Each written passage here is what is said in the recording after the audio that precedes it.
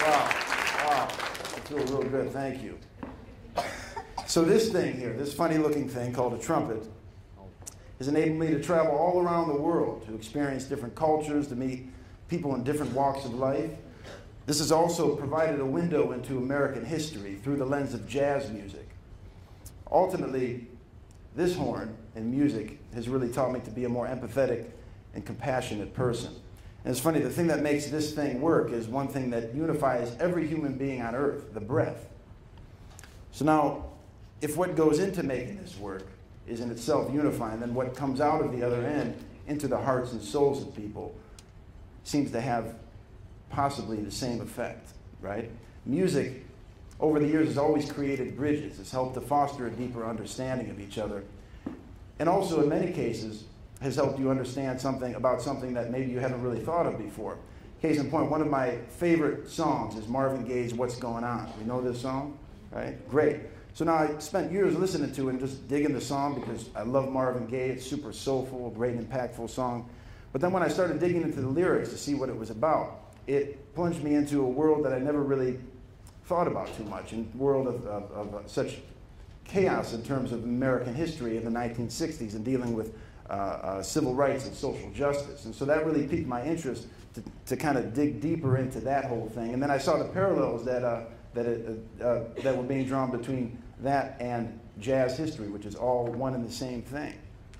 So, you know, music is a profound thing where two people from different walks of life can get together, maybe ordinarily wouldn't really come together, and they come together to dig a great artist and to come away with feeling good and maybe knowledgeable about something, you know. That was certainly the case time after time for me. And so as I kind of grown as an artist, I've become more and more passionate about figuring out a way to bring music and stories and important messages together to help unify different cultures and ultimately to help foster a deeper understanding of each other. So a couple years ago, I had the great fortune to move to the jazz capital of the world, Doha, Qatar. So that's usually the response I get. Some people are awkwardly laughing, other people are confused, and for people who know about Doha, Qatar, they say, why were you in Doha, right? So I had the great honor of being the global ambassador for Jazz and Lincoln Center under Wynton Marsalis there. And so I got to go there and help to further develop a music scene through collaboration, jazz artists and musicians from all around the world. So it's one of the most diverse places on earth. In fact, they're getting ready to host the World Cup in 2022. And so night after night in the venue, we were on stage with artists from not only New York City and the States, but also artists from around the region, great Middle Eastern musicians, artists from Europe and South America, and all different corners of the world. And it was such an incredible experience, particularly to collaborate with artists from the Middle East. We developed some beautiful friendships through the music. Some of the most soulful artists I've ever heard come from Syria and from Iraq and from Lebanon, great North African countries, all over the place, right? And there we were night after night, working through our music, trying to figure out how to work together, right? And there's something so profound about learning somebody else's music, because when you're learning somebody else's music, you're learning about their culture. And you learn about your differences and your similarities, and you learn to celebrate your differences. Seeing the news, Googling stuff, all that stuff, that's great to be well informed, but there's nothing like the human one-on-one interaction that changes your perspective on everything, and it certainly did that for me. So in getting deep into the music scene there and collaborating in different ways, I wanted to write a song that was kind of meant to pick some of the special things from around the region, different sounds, and I love to bring them into the music and try to interpret my own way and gain an understanding of that great and soulful music. And I wanted to kind of bring together two interesting things about this country. One, it's a super conservative country, and on the other side, it's a cosmopolitan kind of melting pot, right? So these two things were kind of clashing in an interesting and unique way. So I decided to write a song while I was in the middle of the desert one night, and this is what it sounded like. So see, in listening to it, if you can kind of hear some of those influences, they're not authentic for my horn because it's just my interpretation of some of the cultural things that were happening. And to join me here, we have this guy on some of these funny-looking instruments who actually happens to be one of the baddest, and in jazz, bad means good, by the way. one of the baddest musicians on the planet and one of the most influential percussionists of all time. He's of Lebanese descent, but from right here in Cleveland, and this is the great Jamie Haddad. So you can clap. If anybody's seen or heard Paul Simon, then you've definitely, you know about Jamie's music because he's integral to that band, has been for years. And on bass, this is a wonderful bassist who I grew up playing with at Club Isabella years ago, about 20 years ago. And he lived for several years in China and just got back about a year and a half ago. And this is a great, talented artist, E.J. Parker. So here is Doha Blues. Let's play some colors, and then I'll come out.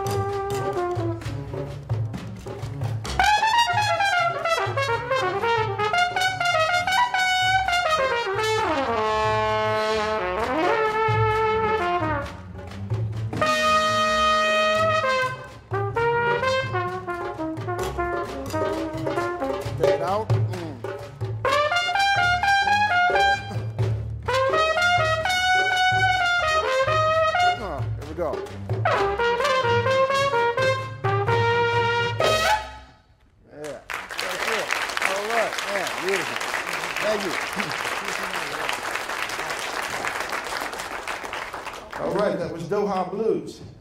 So that was about 2.5 years of my life. And then I came back here to the States, back to New York, preparing for my next album. And I was trying to get deep inside certain songs that I really wanted to perform for the album. It's a long, drawn-out process of song selection. And I came across this song that was written by one of my favorite artists named Tom Waits. It's from a great album from 1983, Swordfish Trombones, and the song is called Soldier's Things.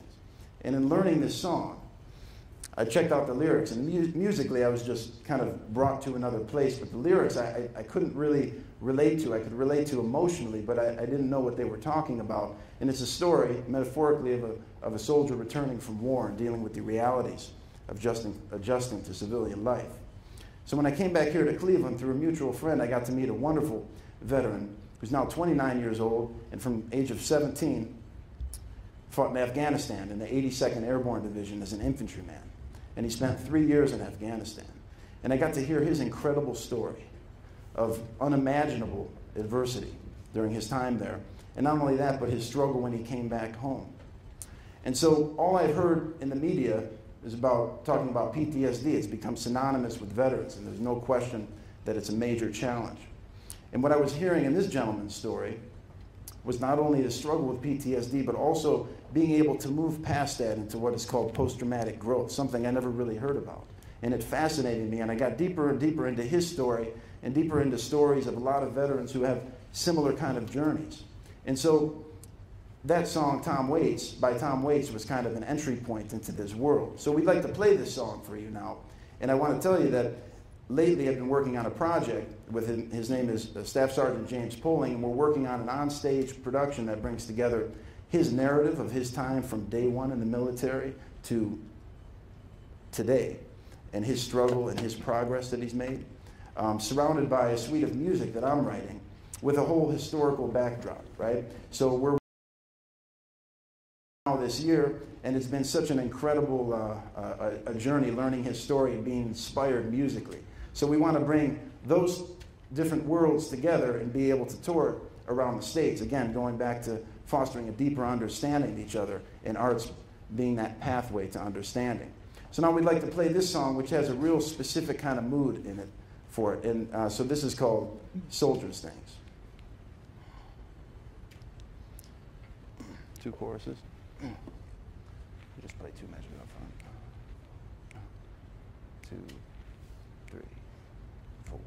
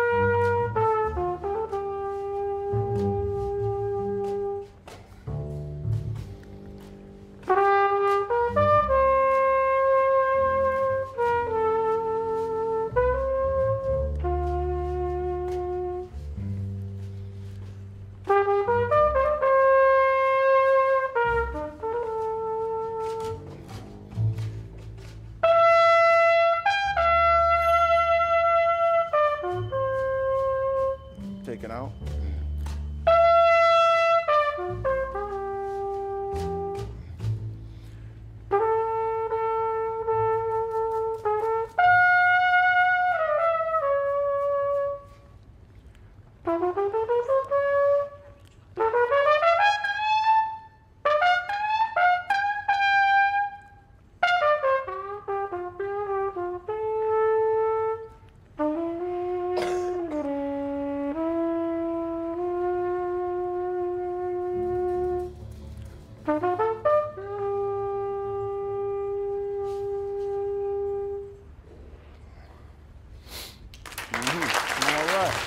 Thank you.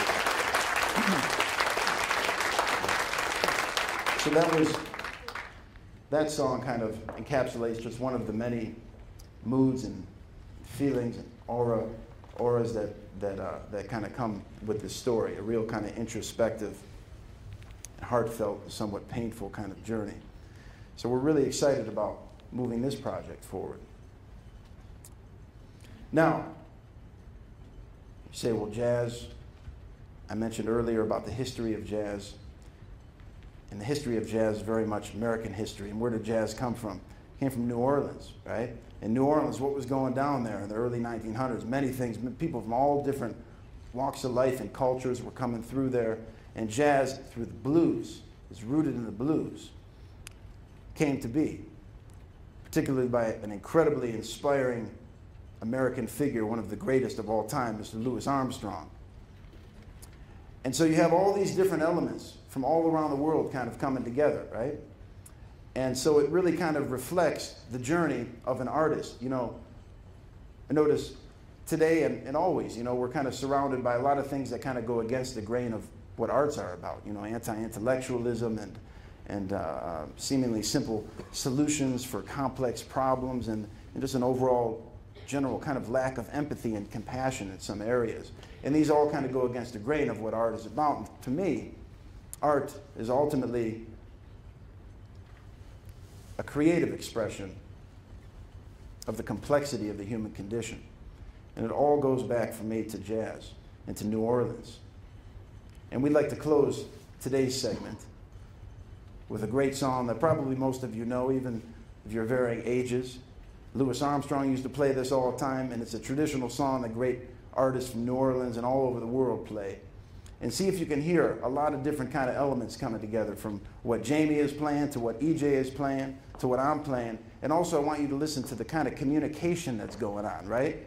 So jazz has a specific kind of foundation to it, right? And we all get behind that foundation and bring our individual personalities into the music. And jazz is an expression of different individual personalities and diversity. So see if you can hear that.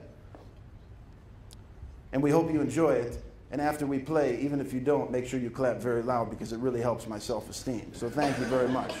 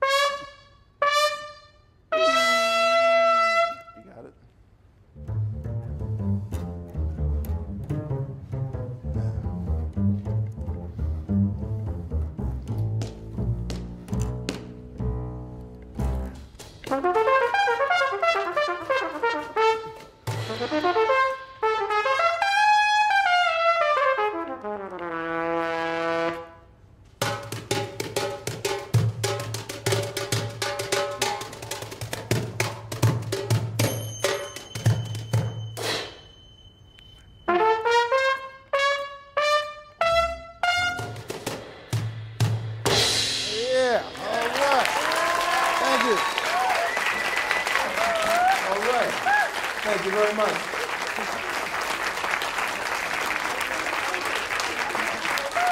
Thank you. In the past few talks, we heard one word in particular, passion, right? We're so very fortunate to have found our passion that leads a life, an endless journey of education and self-improvement and inspiration.